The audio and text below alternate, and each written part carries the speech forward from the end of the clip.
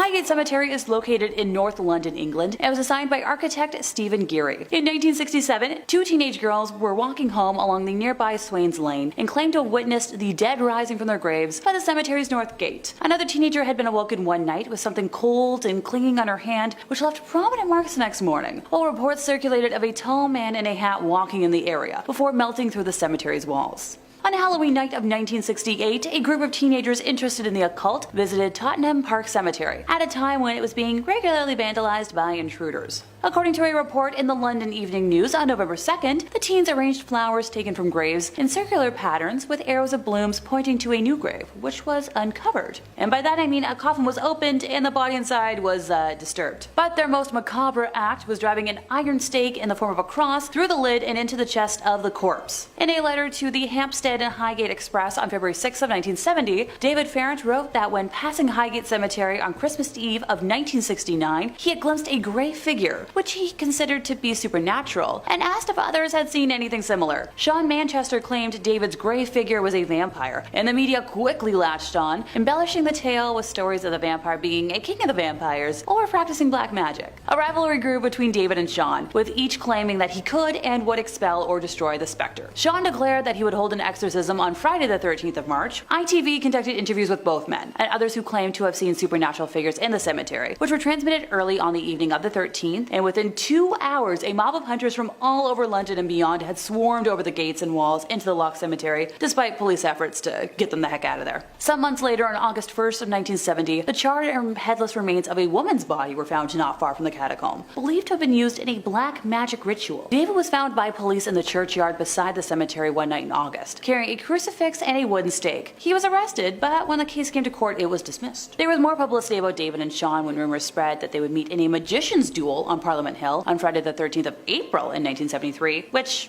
never occurred. The vampire is said to lurk until this day. The Hollywood Forever Cemetery is one of the oldest in the state of California and is located on Santa Monica Boulevard. Many famous individuals are buried in the cemetery. It should also be noted that Paramount Studios is located near the cemetery, and it is said to be one of the most haunted movie studios of all time. I'll start with the obvious, and I think the most dedicated fan ever, The Woman in Black.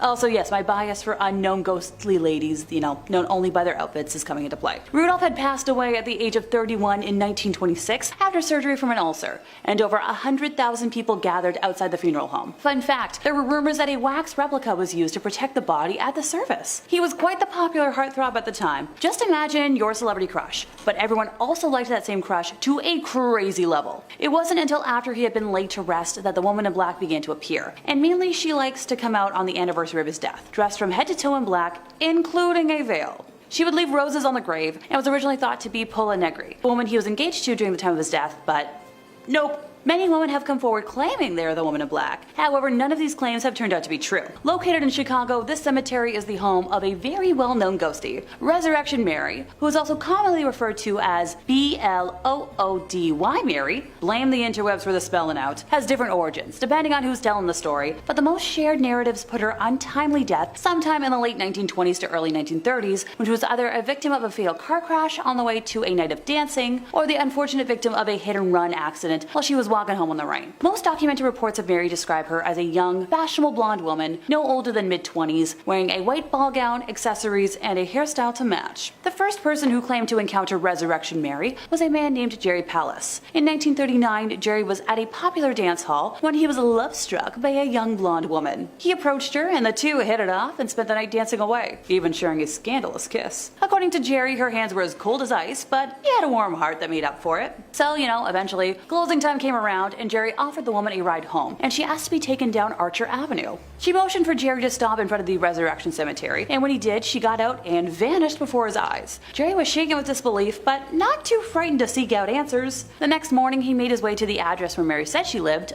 over in Southside. He knocked on the door and encountered her mother. Now, when Jerry asked about the woman he had met the previous night, she informed him that she'd been dead for nearly 3 years. It turned out that, yep, Jerry had encountered Resurrection Mary, and over the next few decades, several other men would have similar experiences. But that was the one that began the legend. One cab driver in the 1970s claimed to see a young woman standing in front of the Resurrection Cemetery one night, and he pulled over to check to see if she needed a ride, and as the woman approached the vehicle, Yep, she disappeared. Another encounter with Mary occurred in 1979 when a separate cab driver named Ralph claimed to pick up a young female hitchhiker he believed to be no older than 21. As the two drove up Archer Avenue, she suddenly jumped up and said, "Here, here." The car came to a sudden stop and the woman pointed to a small abandoned shack off of the left side of the road. Now, Ralph questioned whether this was actually where she wanted to go, but before he got an answer, she disappeared without ever opening the door of his cab. His encounter was detailed in a 1979 issue of Suburban Trip magazine, and in 1980, Claire Rudnicki and her husband Mark were driving down Archer Avenue towards the cemetery when they spotted a young woman in a white gown slowly walking down the side of the road. Now, it was immediately obvious that she wasn't an ordinary person, as she was partially transparent with a white aura around her, almost as if she was glowing. Shocked, the couple wondered if they had just seen a ghost,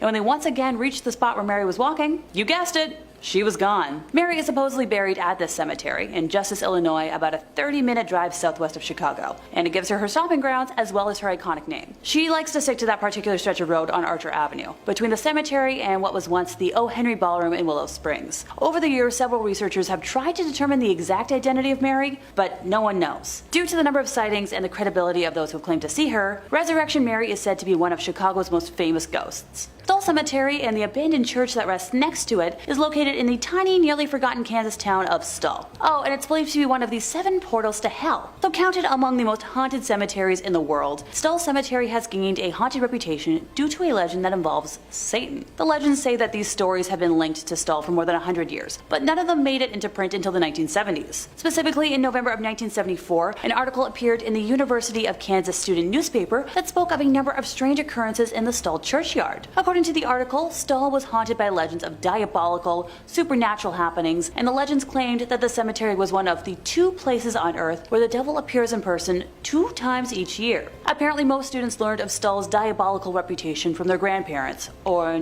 other older individuals, but that many of them claimed first-hand encounters with things that could not be explained. One student claimed to have been grabbed by the arm by something unseen, while others spoke of unexplained memory loss when visiting the place. The legends also say that the devil has been appearing here since the 1850s, and insists that the original name of the town was Skull, and that the later corruption into that of Stoll was simply to cover the fact that the area was steeped in black magic.